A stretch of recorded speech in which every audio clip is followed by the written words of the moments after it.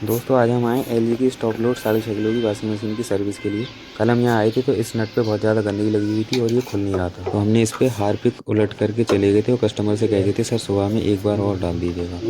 तो लगभग दोपहर का टाइम है, हम आ चुके हैं। अब इसके टॉप पैनल को खोलेंगे, उसके बाद में इस नट को खोल करके देखेंगे। खुल जाएगा तो ठीक है, वरना टूटेगा तो तोड़ देंगे, कटेगा तो काट देंगे, लेकिन टब को बाहर निकालेंगे क्लीन करने के लिए। तो आप देख सकते हो हमने इसके बैक पैनल को भी खोल लिया है और बैक पैनल को खोलने के बाद में हम इसके ऊपर के फ्रंट को अलग कर लेंगे।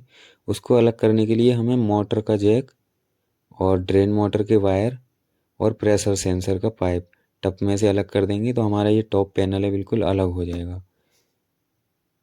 आप देख सकते हो इसमें एक जैक होता है, बाकी के कैप के अंदर कनेक्शन दबे हुए होते हैं। आप देख सकते हो एक जैक लगा हुआ है, बाकी के कैप के अंदर दबे हुए हैं सारे वायर अलग अलग। तो हमने उसको भी अलग कर लिया और ऊपर एक अर्थ का पेच और होता है, उसको खोल लेंगे तो हमारा ये पैनल ऊपर का अलग हो जाएगा। तो ये अर्थ का पेच रह गया था, इसको हमने खोल लिया है। ये पैनल हमारा लगभग अलग हो गया और नीचे के भी टब को हम अलग कर लेंगे। यहाँ जो वायर ये बंधे हुए हैं इनको हम खोल लेंगे। इन वायर को खोलने के बाद में हमने, आप देख सकते हो, ड्रेन हॉज के पाइप को भी अलग कर दिया है असेंबली से। अब ये हमारा पाइप और सारी चीज़ें अलग होने के बाद में पूरा टब बीच वाला अलग हो गया है। सिर्फ सॉकर पे ही लगा हुआ है ये, बाकी और भी कोई इसमें सपोर्ट नहीं है और कोई भी वायर कनेक्शन वगैरह नहीं है।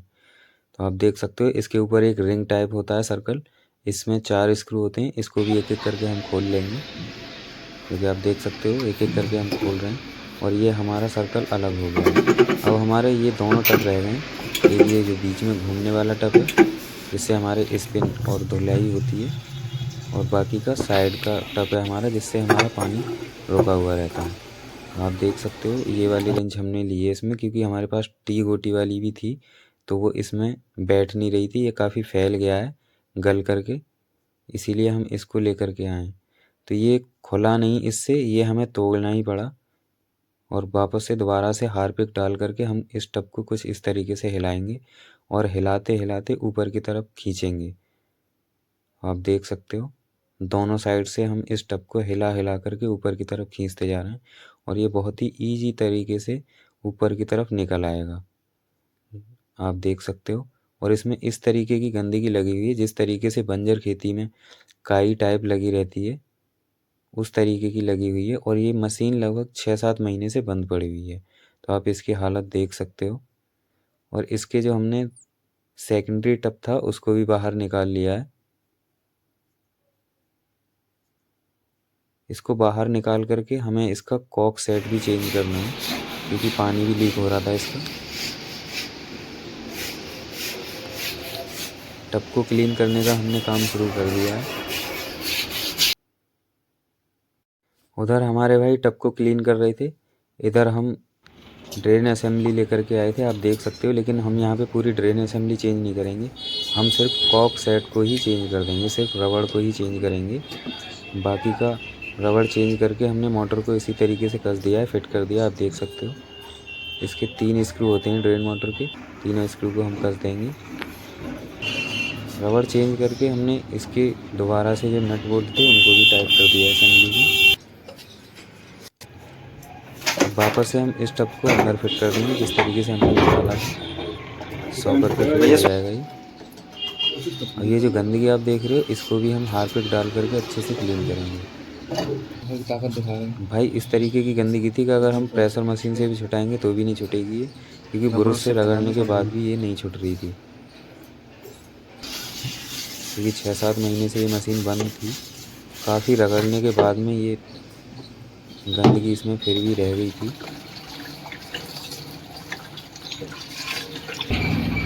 आप देख सकते हो ड्रेन असेंबली में हम ड्रेन हॉज पाइप को लगा रहे हैं। इसके क्लिप को भी लगा देंगे अच्छे से। अब हमने जो टब क्लीन किया है उसको वापस से इसी में फिट कर देंगे। अब आप बोलोगे पूरी तरीके से क्लीन तो हुआ नहीं है, तो भाई इसको हमने 1-1.5 घंटे अच्छे से रगड़ रगड़ के धोया। ये गंदगी जो चिपकी हुई थी ये वाली छुटी नहीं रही थी। वापस से हमने इसमें नया नट कस दिया है। आप देख सकते हो। अब हम अपनी रिंच की मदद से इसको अच्छे से टाइट कर देंगे हथौड़ी की मदद से। आप देख सकते हो अच्छे से हम इसको टाइट कर रहे हैं।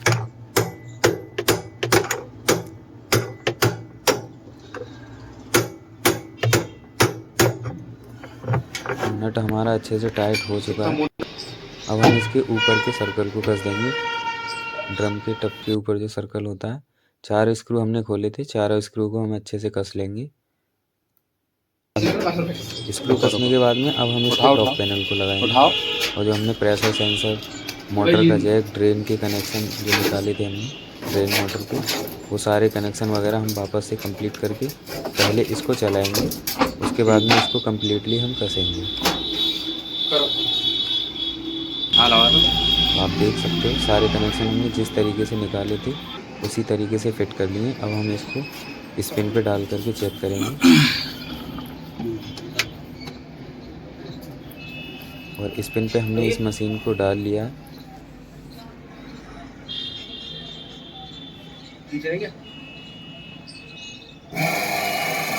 आप देख सकते हो स्पिन पे हमारी ये मशीन रन कर रही है अच्छे से। अब हम इसके बैक टॉप पैनल को भी कस देंगे और हम ड्रेन का पाइप कनेक्ट करके इसको एक बार वाश पे भी ला करके देखेंगे।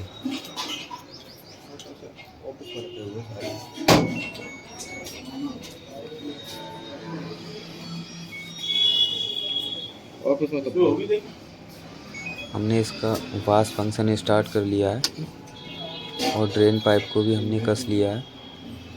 ड्रेन पाइप को कसने के बाद में आप देख सकते हो वाश का फंक्शन हमारा स्टार्ट हो चुका है, मशीन पानी ले रही है। अब हम इसको ऑफ़ कर देंगे। ऑफ़ करने के बाद में फिर से स्पिन पे लगा करके देखेंगे ये पानी को अच्छे से निकाल रही है या नहीं निकाल रही है, क्योंकि पहले हमने जो डाली थी ये स्पिन फंक्शन पे तो इसमें पानी नहीं था। तो आप देख सकते हो पानी को भी अच्छे से ये निकाल रही है। अब हम मशीन को जिस तरीके से हमने इसके स्क्रू वगैरह खोले थे वापस से कस देंगे।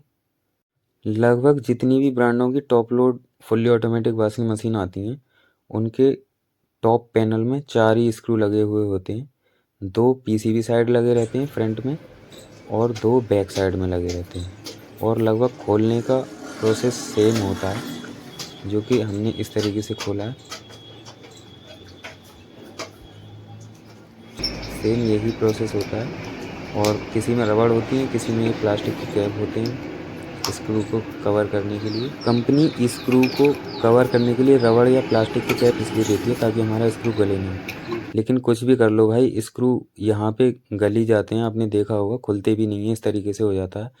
हमने स्पिन पे इस मशीन को डाला तो अच्छे से रन कर रही थी, लेकिन हमने जैसे ही इसके डोर को उठाया तो एक अजीब सी आवाज़ हुई, तो उसको भी हम अब ठीक कर देंगे। लेकिन पहले उससे पहले हम इसके पल्सलेटर को अच्छे से टाइट कर लेंगे और इसके नट कवर को ऊपर वाले को हम अच्छे से लगा देंगे। तो आप देख सकते हो स्क्रू को हमने अच्छे से टाइट कर लिया है, पल्सलेटर हमारा टाइट हो चुका है और इसके कैप को भी हमने फिट कर लिया है, आप देख सकते हो।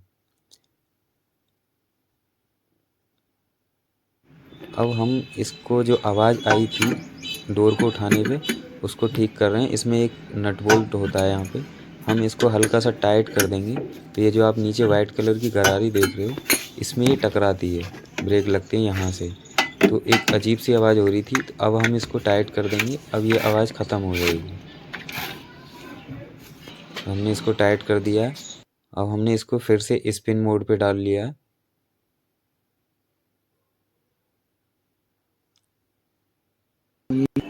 तो आप देख सकते हो अच्छे से स्पीड भी आ गई है अब हमारी, पहले स्पीड भी कम थी इसकी और जो साउंड हो रहा था वो भी साउंड नहीं है। आप देख सकते हो एकदम साइलेंटली मशीन चल रही है हमारी। अब हम मशीन के नीचे के पैनल को लगा लेंगे, क्योंकि आप देख सकते हो इस तरीके से स्लाइड किया जाता है और हमने बैक पैनल को भी लगा लिया है।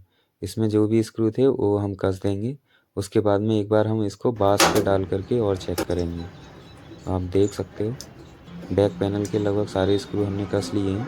तो लगभग हमारी वॉशिंग मशीन की सर्विस कंप्लीट हो चुकी है। आप देख सकते हो बास पे भी हमने लगा लिया है इसको, बास भी फंक्शन अच्छे से काम कर रहा है। वीडियो अच्छी लगी हो तो लाइक कीजिए, शेयर कीजिए, हमारे चैनल को सब्सक्राइब करना ना भूलें। मिलते हैं अगली वीडियो में। जय हिंद।